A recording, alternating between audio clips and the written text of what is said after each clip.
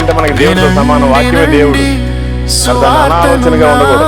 సోదరా ఇదే అవకాశం మళ్ళీ రాదు నా సోదరా, వినండి సువార్తను నా సోదరి, ఇదే అవకాశం మళ్ళీ రాదు నా సోదరి, ప్రకటించు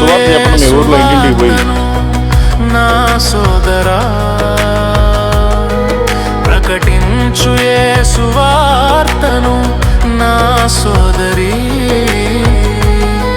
ప్రతిరోజు ప్రతి క్షణం ప్రకటించుము.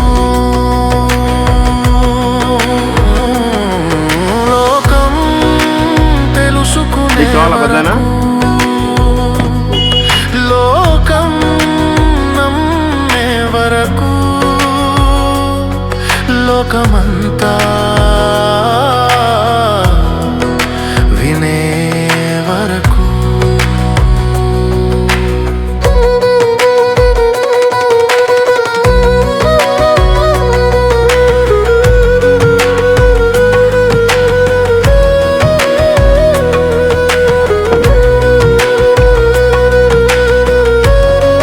మారకపోతే భయంకరమైన నరకం తయారు చేసి పెట్టాడు ప్రభు.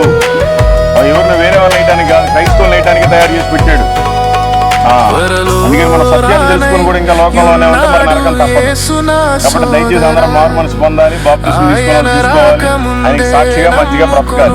ఇన్ని రోజులు మొత్తం కూర్చున్న ఉపయోగం ఏమీ లేదు. దేవుని కోసం ఏదో ఒకటి చేయాలి. ఓకే, దేవుడు మిమ్మల్ని అందరూ దీవుడిగా అర్థమయ్యా పొందడం.